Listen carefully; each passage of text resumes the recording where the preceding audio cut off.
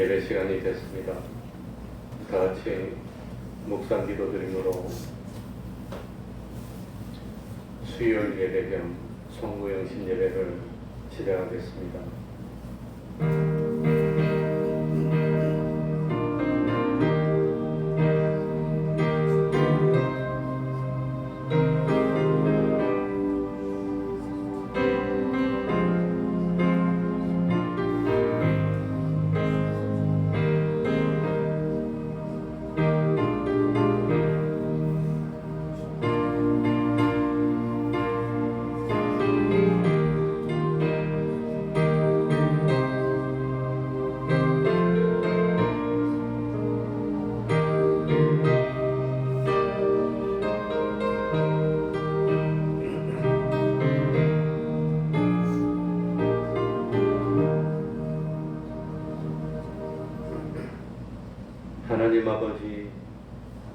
이 시간에도 저희들을 하나님 앞으로 불러주시고 한 해를 보내면서 하나님께 예배드리며 하나님과 동행하고 지나온 날들을 살펴보며 말씀으로 비교하여서 혹시라도 하나님을 섭섭한 게 있다면 이 시간을 통해서 다 회개하고 풀어버리고 그리고 참 은혜 가운데 한 해를 맞이하는 저희들이 되게 하여 주셨으니 참으로 감사드립니다.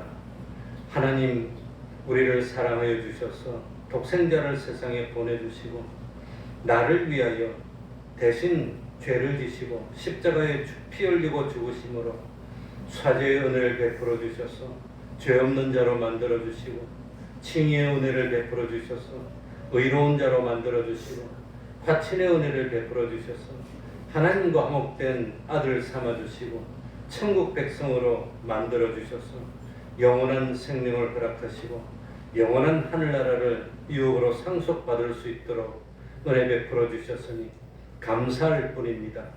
하나님 아버지 이제는 모든 욕심을 다 버리게 하여 주시고 온전히 하나님 앞에서 자기를 부인하게 하여 주시고 주님을 위해서라면 원하고 원해서 기꺼이 십자가를 선택할 수 있는 그런 믿음들을 가지는 저희들이 될 수 있도록 하여 주옵소서. 지나간 과거는 없앨 수가 없습니다. 바꿀 수도 없습니다. 다만 잘못한 것이 있다면 오늘 이 시간에 주님의 피에 보여서 다 회개하고 용서를 바랄 뿐입니다.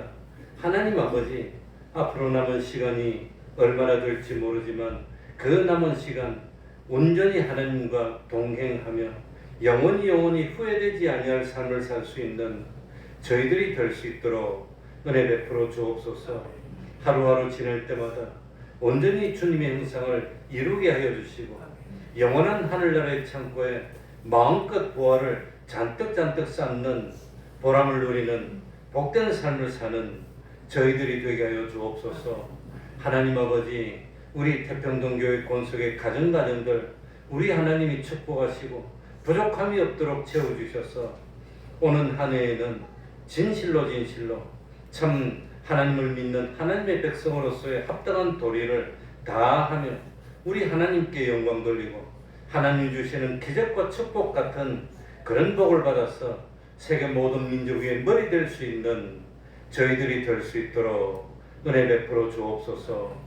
이 시간 주님의 은혜로 주님의 이름으로 모인 곳곳마다 하나님의 은총이 함께하여 주시기를 바라며 예수님 이름으로 기도하옵나이다. 아멘. 찬송 올리겠습니다. 찬송가 460장입니다. 지금까지 진행한 것 460장이 되겠습니다.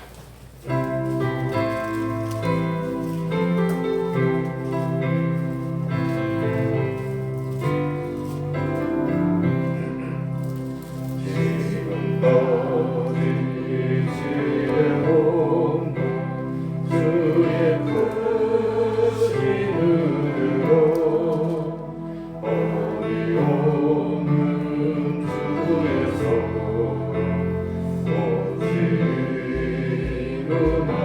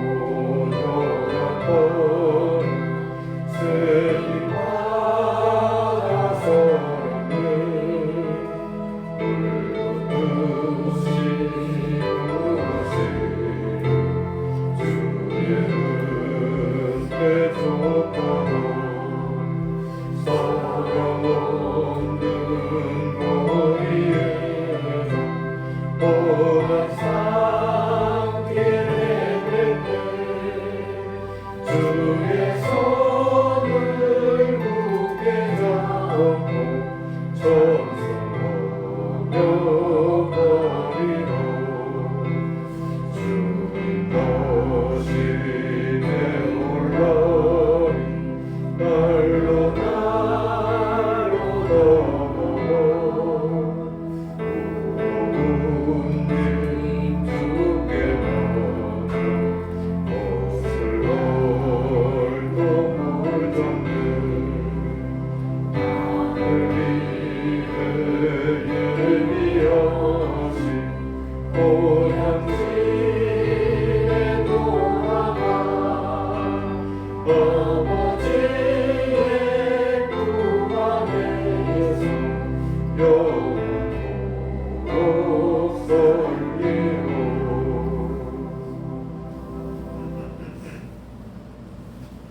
찬송가 468장입니다.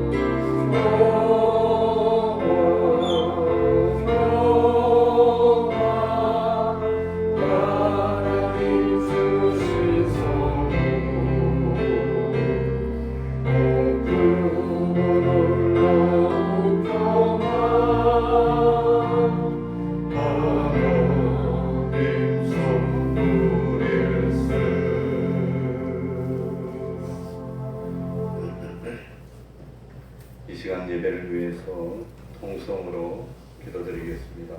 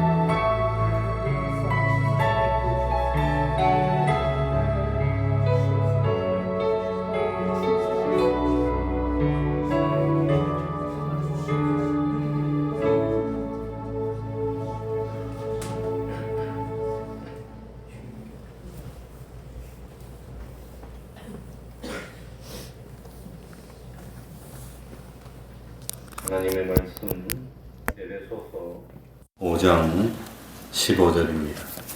에베소서 5장 15절입니다.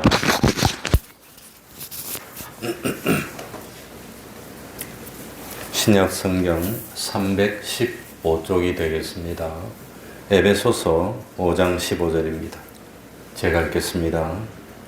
그런즉 너희가 어떻게 행할 것을 자세히 주의하여 지혜 없는 자같이 말고 오직 지혜 있는 자같이 하여 세월을 아끼라.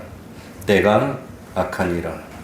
그러므로 어리석은 자가 되지 말고 오직 주의 뜻이 무엇인가 이해하라. 아멘. 17절까지 읽었습니다.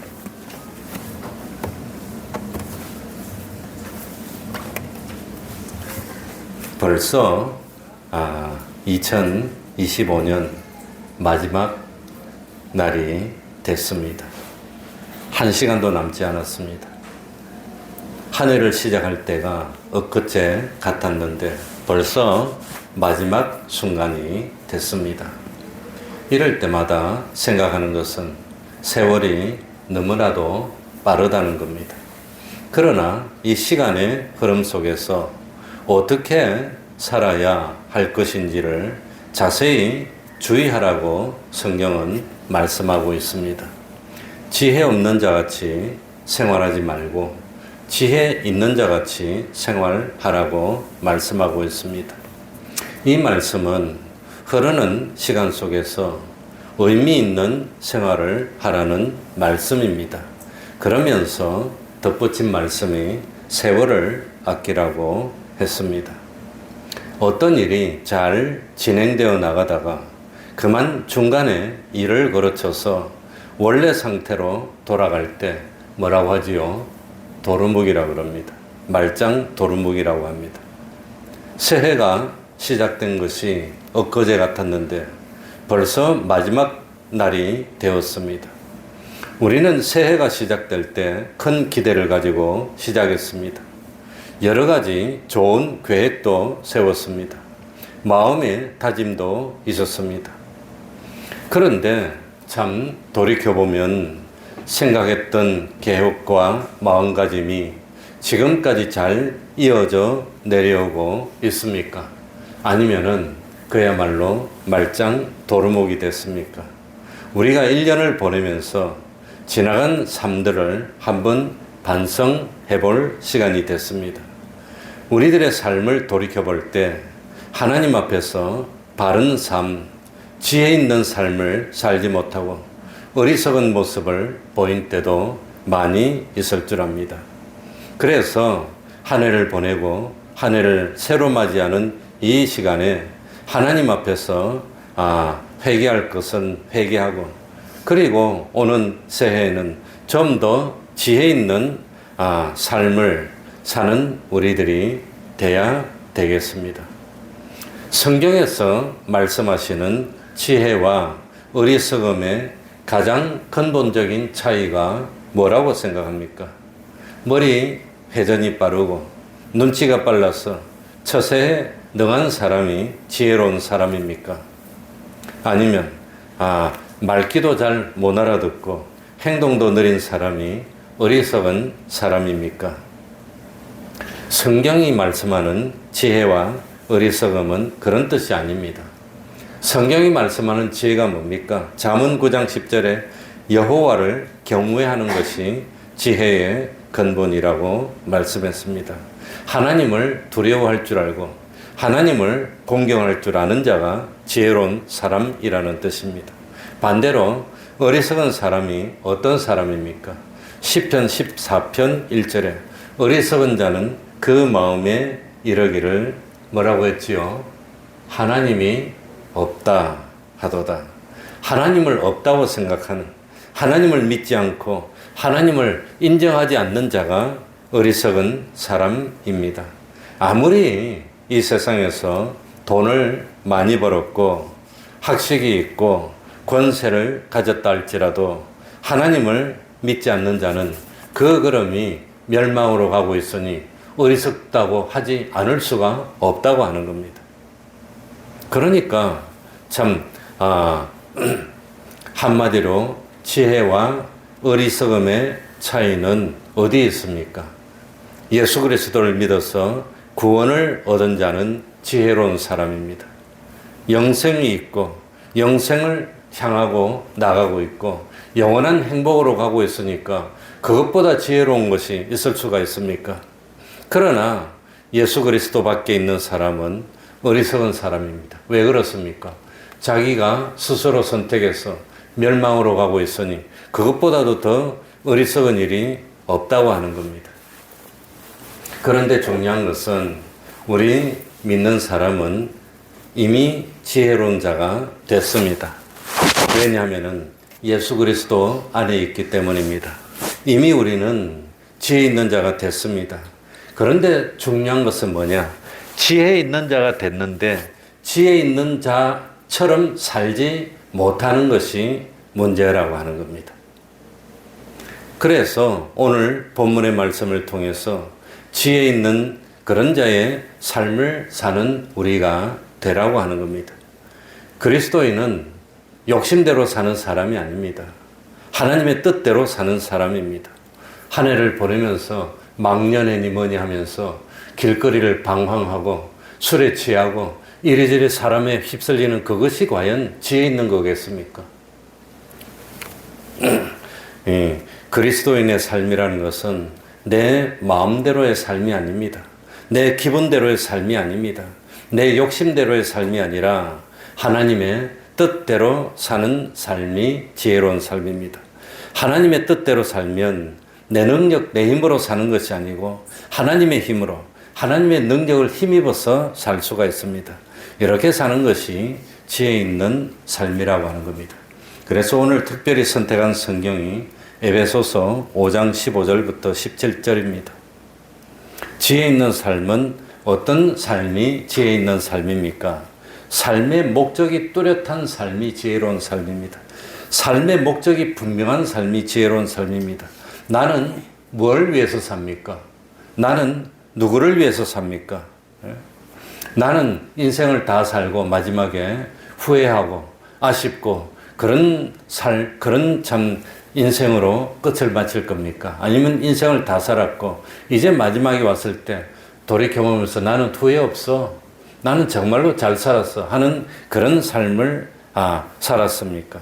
그러니까 참 하나님의 자녀된 우리들은 나를 위해서 살지 않습니다. 하나님을 위해서 사는 겁니다. 내가 무엇 때문에 삽니까? 나의 영광을 위해서 사는 것이 아니고 하나님의 영광을 위해서 살아가는 것, 이것이 지혜로운 삶이라고 하는 겁니다. 그러니까 참 우리 예수 믿는 사람은 삶의 목적이 뚜렷합니다. 삶의 인간의 존재 목적이 뭐라 그랬습니까? 삶의 목적이 무엇이지요? 하나님을 영원롭게 하는 겁니다. 그게 내 삶의 목적입니다. 하나님을 기쁘시게 하는 겁니다. 그게 내 삶의 목적입니다. 그래서 15절 말씀, 그런즉 너희가 어떻게 행할 것을 자세히 주의하여 지혜 없는 자같이 말고 오직 지혜 있는 자같이 하여. 그러니까 지혜 있는 사람은 어떤 사람입니까? 자기가 어떻게 행할 것인가 하는 것을 자세히 주의해서 행하는 사람입니다. 대충 사는 사람이 아닙니다. 자세히 살피면서 주의해서 행해야 됩니다. 어떻게 행해야, 어떻게 하면은 물질에 손해가 없을까? 어떻게 하면은 물질에 유익이 있을까? 어떻게 하면 나에게 손해가 없을까? 어떻게 하면 나에게 유익될까? 참 어떻게 하면 내 직장이 잘 보존되고 어떻게 하면 내 안정이 잘 보존되고 하는 것을 자세히 주의하여서 살피는 것이 아닙니다. 정말로 지혜 있는 사람은 하나님을 경외하는 것이 지혜라 했습니다. 하나님을 믿는 것이 지혜입니다. 하나님의 뜻대로 행하는 것이 지혜입니다. 그러니까 우리가 현실에서 행동할 때 자세히 살펴야 합니다. 주위에서 살펴서 지혜 있는 사람처럼 행동해야 됩니다. 어떻게 하는 것이 하나님을 경외하는 행동이 됩니까? 어떻게 행동하는 것이 하나님께 영광 돌리는 행동이 됩니까? 어떻게 하면은 하나님을 기쁘시게 하는 행동이 됩니까?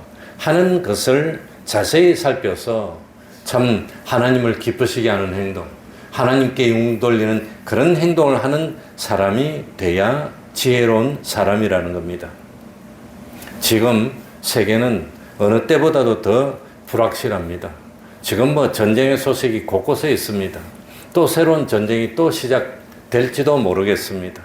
그러니까 참 이런 현실에서 참 하나님이 나에게 맡긴 사명이 무엇인지, 이런 현실에서 하나님이 나에게 대한 뜻이 무엇인지, 이런 현실에서 하나님의 나에게 대한 요구가 무엇인지 자세히 주의해서 행동하는 것이 지혜로운 사람입니다. 그런데 우리 믿는 성도에게 언제 위기가 오느냐 하면은 자기의 믿는 신앙과 실제로 사는 행동이 달라질 때 위기가 옵니다. 그러니까 믿음과 생활이 따로따로 갈 때 위기가 옵니다. 그래서 양심상 주일날 1시간은 교회에 나왔지만 마치고 나가면 안 믿는 사람처럼 행동하는 것, 그것 때문에 위기가 온다는 겁니다. 그래서 거짓말하는 것은 죄가 된다는 것을 알고 있으면서도 실제 생활하면서 적절히 거짓말을 하면서 위기를 넘기고 적절히 거짓말하면서 자기 유익을 취하려고 하는 거기서 위기가 온다고 하는 겁니다. 그러니까 참 어쨌든지 도둑질하지 말아야 된다는 성경 말씀을 믿고 있으면서도 필요할 때마다 남들이 모르니까 적절히 도둑질하는 삶을 산다면 위기가 온다고 하는 겁니다. 하나님을 믿는 성도라면 자기를 부인해야 될 때 기꺼이 자기를 부인할 줄 알아야 됩니다. 그리고 나에게 해당되는 십자가라면 참 기꺼이 십자가를 져야 됩니다. 또 하나님을 믿는 성도라면 잔치가 있을 때 기꺼이 낮은 자리에 앉아야 하고 자기를 비워서 종의 모습으로 임해야 한다는 것을 알고 있으면서도 실제로 생활하면 서로 자기를 내세우고 참 어렵고 힘든 십자가가 있으면 적당하게 피해버리고 자기를 높이려고 하는 행동을 하면은 뭡니까? 믿음과 생활이 분리된다는 겁니다. 이런 삶을 살기 때문에 위기가 오고 어려움이 온다는 걸 깨달아야 됩니다. 누구라도 완벽하게 하나님의 말씀대로 살지는 못합니다. 그러나 성령님의 인도대로 살려고 애를 쓰고 몸부림치고 회개하는 사람이 지혜로운 사람입니다.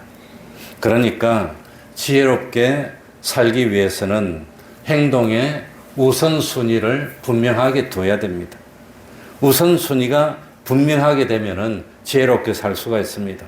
그러니까 생활 중에 최고로 중요한 게 뭐지요? 우리가 세상에 살면서 최고로 중요한 게 뭡니까? 하나님을 만나고 하나님의 뜻을 찾고 그 하나님의 뜻대로 행하는 것이 더 중요한 것입니까? 아니면은 내 개인적인 유익을 위해서 오늘 연말이 됐으니까 마지막이 됐으니까 가족들이 다 모여서 여기저기 다니고 놀러 다니고 제야의 종소리도 듣고 뭐 가서 뭐 무슨 행사가 있는지는 잘 모르지만 어쨌든지 뭐 불꽃 구경도 하고 그러면서 밤새 휩쓸려 다니는 그게 참 더 중요한 것입니까? 그러니까 참 우리가 세상에 살면서 무엇이 가장 중요한 것인가? 그 우선순위를 먼저 매겨야 됩니다. 그래서 예수 믿는 사람은 하나님의 일이 자기 개인의 일보다도 더 중요하다고 앞에 놓는 그게 하나님을 믿는 사람입니다. 그래서 1년이 시작될 때 1년의 우선순위를 정해야 됩니다. 한 달이 시작될 때 그 한 달에 중요한 일이 뭔가, 좀 덜 중요한 일이 뭔가 우선순위를 정해야 됩니다. 일주일이 시작될 때 일주일 중에서 가장 중요한 일이 뭔가, 한 주일에 가장 중요한 게 뭔가, 그게 주일 지키고 예배드리는 겁니다.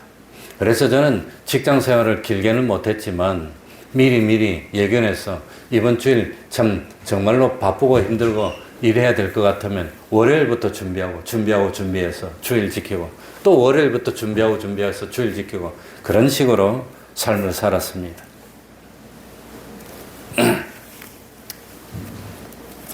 하루가 시작될 때도 하루의 우선순위를 우선 정해야 됩니다. 그러니까 아무리 바쁜 사람이라도 한참 참 연애에 빠지고 애인이 있을 때 애인이 오라 그러면 아무리 바빠도 나갑니다. 아무리 바빠도 나갑니다. 무슨 수를 써서라도 나갑니다. 마찬가지입니다. 아무리 바쁘더라도, 아무리 힘든 일이 있더라도, 무슨 수를 써서라도 하나님이 부르시면 막바로 달려갈 준비가 되어 있는 그런 사람이 돼야 된다고 하는 겁니다. 그러니까 지혜로운 사람이라면 먼저 해야 될 일과 나중에 해야 될 일을 잘 구별하는 사람이 돼야 됩니다. 그래서 우리 주님은 우리에게 무엇을 먹을까, 무엇을 마실까, 무엇을 입을까 염려하지 말고 먼저 뭐 하라 그랬지요? 그의 나라를 구하라고 했습니다. 그의 의를 구하라고 그랬습니다. 그러니까 중요하고 먼저 해야 될 일이 뭐냐? 먼저 그의 나라를 구하고 그의 의를 구하는 그게 더 중요한 일이라고 하는 겁니다. 그렇게 우선순위를 두고 행동하는 사람이라면 지혜로운 사람이라고 하는 겁니다. 이런 지혜를 가지고 참 정말로 그런 지혜로 한 해를 보냈다면 한 해 마지막에 금년도 도루묵이 없거나 이런 말은 안 할 거라고 하는 겁니다. 그리고 두 번째로 지혜 있는 사람은 어떤 사람이지요? 16절에 보니까 무엇을 아껴라? 세월을 아끼는 겁니다. 세월을 아껴. 왜냐? 때가 악하기 때문입니다. 때가 악할수록 참 하나님의 자녀된 우리들은 해야 될 일이 더 많습니다. 우리는 세상의 빛입니다. 어두울수록 빛을 발해야 됩니다. 우리는 세상의 소금입니다.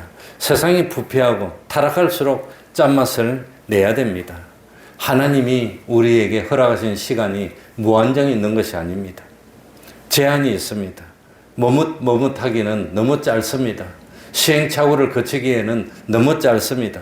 그렇기 때문에 하나님이 우리에게 기회를 주셨을 때 그 기회를 잘 활용해서 반드시 해야 될 일, 하지 않으면 안 되는 일, 그 일부터 하고 그 다음에 나머지 일을 하면서 하나님께 영광을 돌려야 된다고 하는 겁니다. 하나님이 우리를 사랑하셔서 하나님께 영광을 돌릴 기회를 주셨는데 머뭇머뭇하면은 세월은 다 흐르고 젊음은 다 지나가고 이제 죽음이 눈앞에 왔을 때 문득 정신 차렸는데 이미 늦었어. 할 수 있는 것이 없다면 얼마나 허무한 인생이 되겠습니까?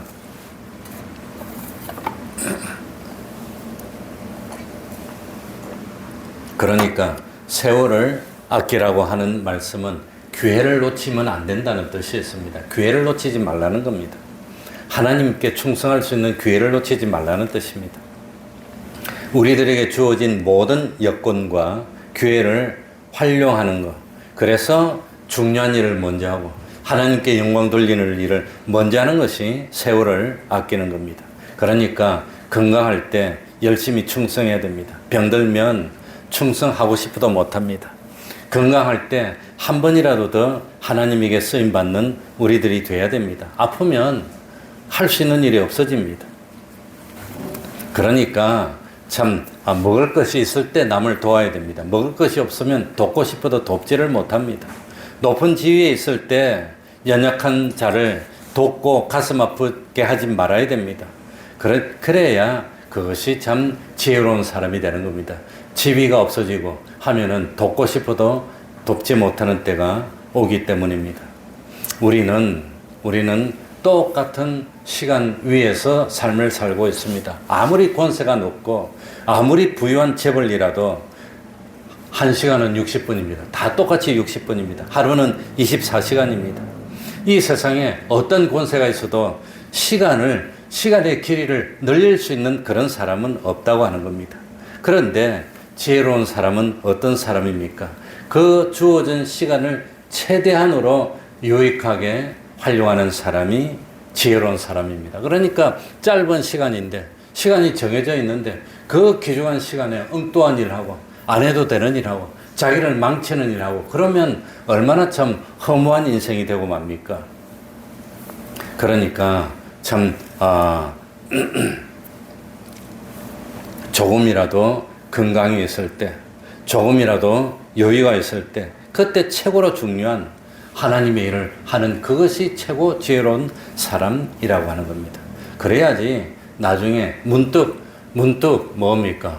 내 인생이 한 달밖에 안 남아서 그러면 어떻게 하겠습니까? 꼭 우리는 참 뭡니까? 죽을 병에 걸리고 암에 걸려야 아이고 인생이 이제 얼마 안 남았다. 그러면 정신 차리고 야 내가 하나님께 충성해야 되겠다.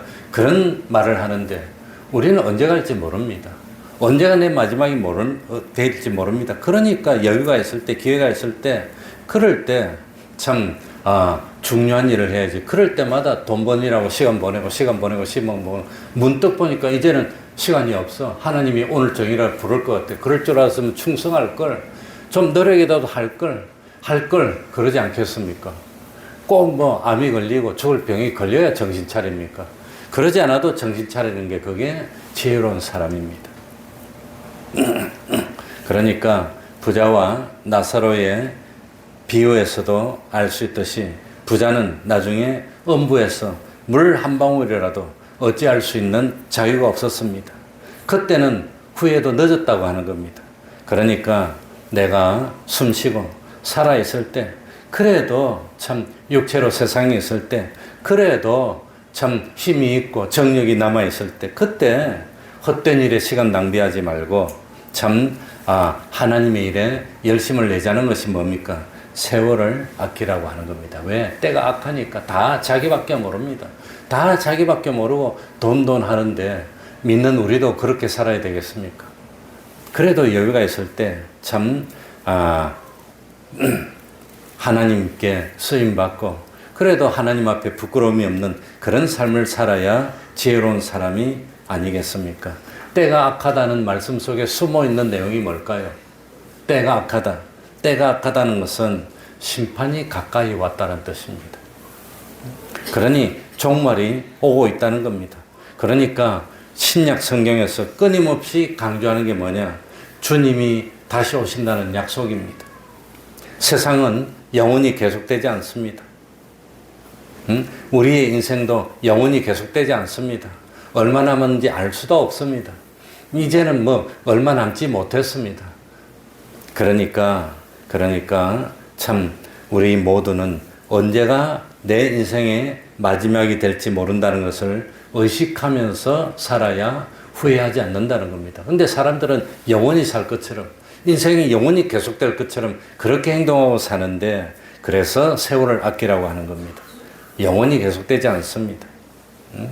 그러니까 참 나의 마지막이 언제인지 모르고 주님이 언제 다시 오실지 모르고 이 세상에서 나의 참 마지막 날이 언제인지 모릅니다. 그러니까 깨어서 준비하는 삶을 살라고 하는 겁니다.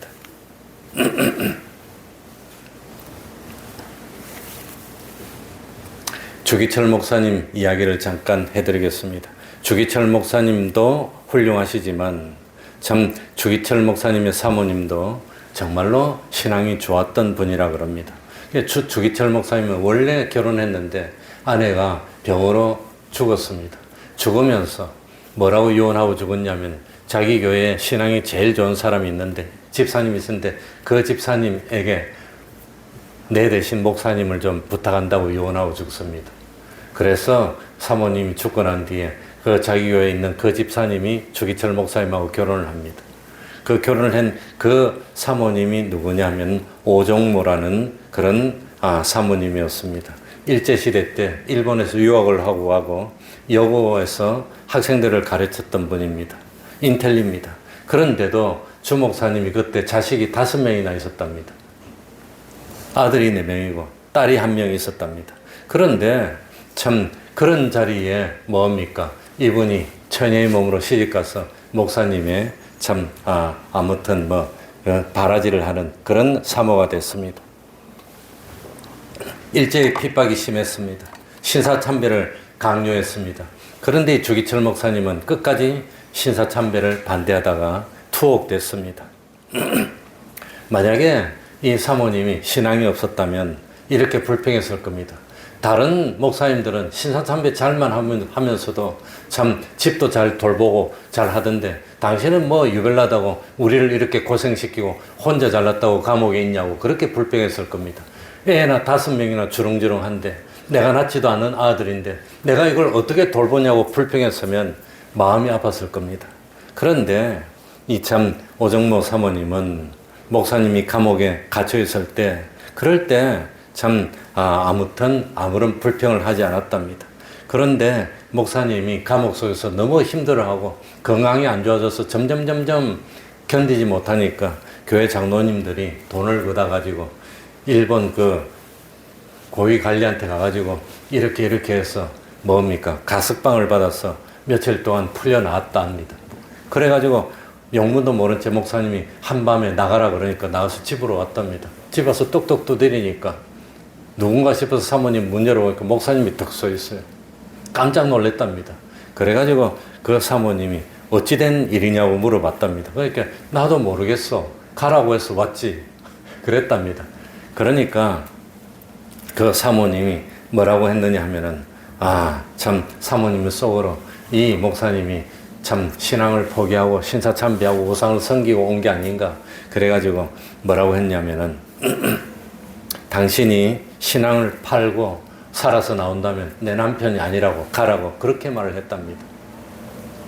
그러니까 참 모진 말인 것 같지만 그러나 참 사모님이 그토록 신앙이 굳건하고 그리고 신앙의 정조를 지켰기 때문에 참 주 목사님이 용기를 냈습니다.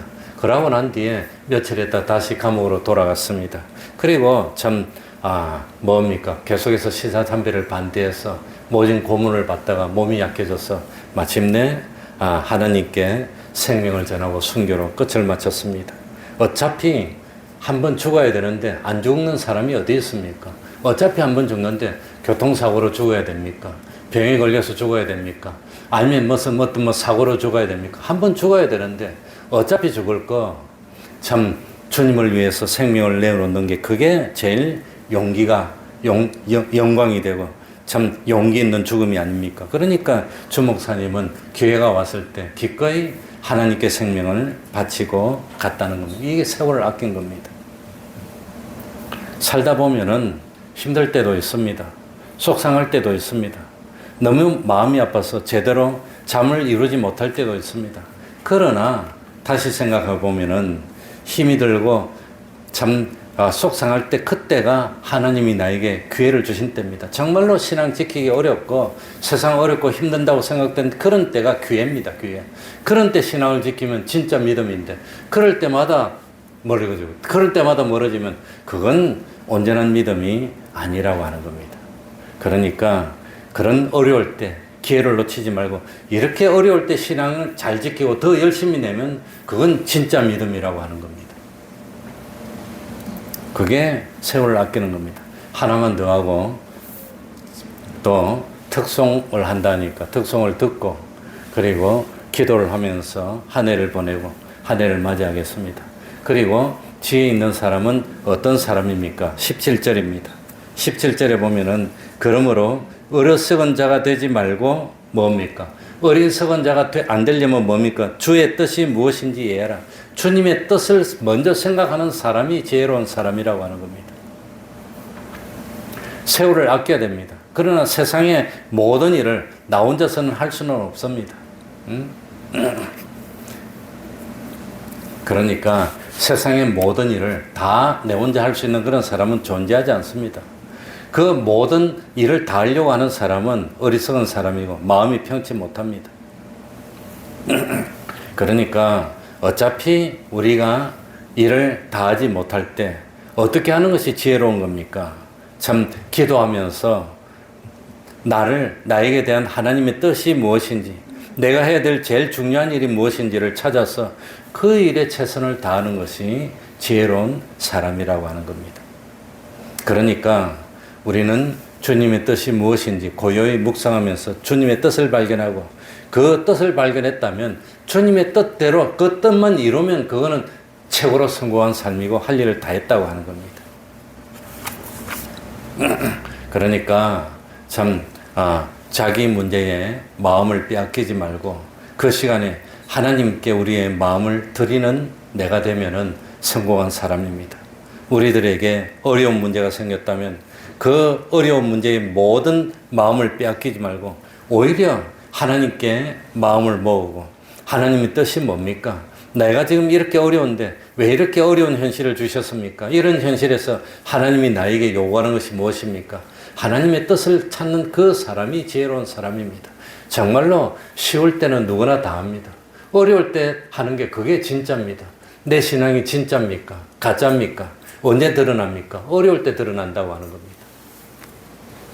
그래서 아까도 말씀드렸지만 너희는 먼저 그의 나라와 을을 구하라고 했습니다. 그리하면 이 모든 것을 너희에게 더하시리라. 그러니까 주님의 뜻이 무엇인지 이해해서 그 뜻에 순종하는 삶을 사는 사람이 지혜로운 사람이라고 했습니다. 그래서 제일 먼저 첫 번째는 나는 인생의 목표가 뭡니까? 나는 뭘 위해 살고 있습니까? 우리 예수 믿는 사람은 인생의 목표가 뭐지요? 하나님을 영화롭게 하는 게 인생의 목표입니다. 하나님을 기쁘시게 하는 게 인생의 목표입니다. 두 번째, 지혜로운 사람은 세월을 아끼는 겁니다. 시간을 아끼는 겁니다. 허랑방탕하지 않는 겁니다. 그냥 쓸데없는 그런 곳에 시간 낭비하지 않는 겁니다. 그리고 세 번째, 하나님의 뜻이 무엇인지 먼저 살피는 우리가 돼야 되겠습니다. 금년 한 해도 하나님이 무사히 지내도록 해주었습니다. 하나님은 우리들에게 생명도 주셨고 1년이라는 시간도 허락해 주셨고 건강도 주셨고 섬길 수 있는 교회도 주셨고 여러 가지 직분도 줬습니다. 그런데 한 해를 보내면서 제일 중요한 것 중에 하나가 뭐냐? 회개하고 다 정리하고 보내는 겁니다. 혹시 내가 하나님 앞에 충성하지 못한 것, 혹시 내가 하나님 앞에 죄를 진 것이 있다면 이 시간을 통해서 회개하는 우리가 돼야 됩니다. 실수가 없는 사람이 없습니다. 한 해를 마무리하고 새로운 한 해를 맞이하는 이때 지나간 실수와 허물에 대해서 회개하고 돌이켜서 다시는 같은 실수를 되풀이하지 말고 충성하는 우리가 되면 오는 한 해에는 정말로 하나님이 기뻐하시고 축복하지 않을까 생각이 됩니다. 그렇다면 이제 한 15분 남았는데 특송을 한 곡 듣고 그 다음에 우리 교회 전통대로 해오던 대로 십계명, 찬송가 뒤에 나오는 십계명을 한번 다 읽고 그 말씀에 비추면서 기도하고 회개하는 시간을 가지면서 한 해를 마지막 보내고 새해를 맞이하도록 하겠습니다. 그럼 특송이 있겠습니다. 네? 특송 제목은 인생이라고 그럽니다. 인생이 뭔지.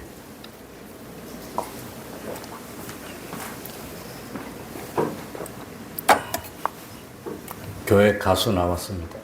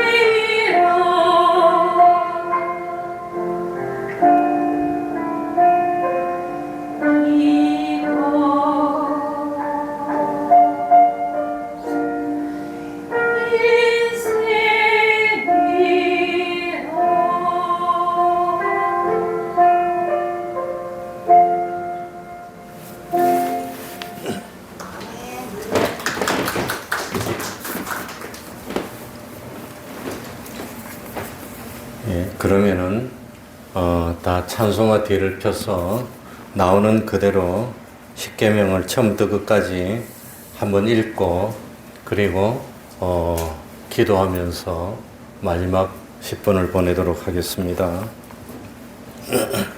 다 폈으면은 같이 읽도록 하겠습니다. 하나님이 이 모든 말씀으로 같이 읽습니다. 시작. 하나님이 이 모든 말씀으로 일러 가라사대 나는 너의 하나님 여호와라. 너는 제 일은 너는 나 외에는 다른 신들을 내게 있게 말지니라. 죄인은 너를 위하여 새긴 우상을 만들지 말고 또 위로 하늘에 있는 것이나 아래로 땅에 있는 것이나 땅 아래 물속에 있는 것에 아무 형상이든지 만들지 말며 그것들에게 절하지 말며 그것들을 섬기지 말라.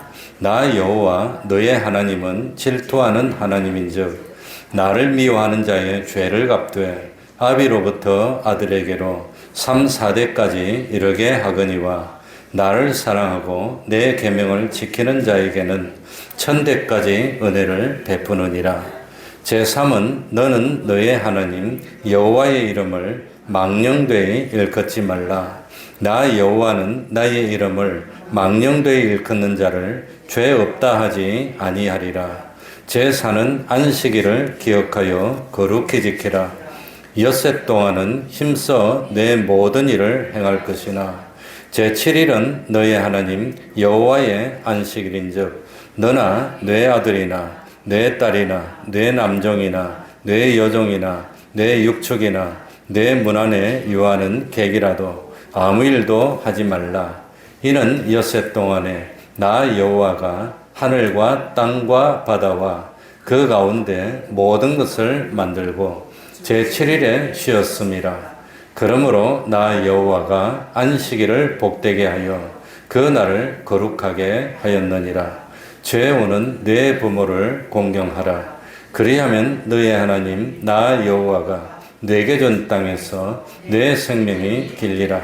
제6은 살인하지 말지니라. 제7은 간음하지 말지니라. 제8은 도적질하지 말지니라. 제9는 내 이웃에 대하여 거짓 증거하지 말지니라. 제10은 내 이웃의 집을 탐내지 말지니라. 내 이웃의 아내나 그의 남종이나 그의 여종이나 그의 소나 그의 낙이나 무릇 내 이웃의 소유를 탐내지 말지니라. 예수께서 가라사대 내 마음을 다하고 목숨을 다하고 뜻을 다하여 주 너의 하나님을 사랑하라 하셨으니 이것이 크고 첫째 되는 계명이요 둘째는 그와 같으니 내 이웃을 내 몸과 같이 사랑하라 하셨으니 이 두 계명이 온 율법과 선지자의 강령이니라. 아멘. 이 말씀을 십계명을 마음에 새기면서 이제 한 5분여 남았는데 기도하면서 회개할 것이 있으면 회개하고 각오할 것이 있으면 각오하면서 마지막 시간을 보내고 적당한 시간이 되면 제가 다시 이렇게 또 나오겠습니다. 그러면은 불을 꺼주시고 기도하겠습니다.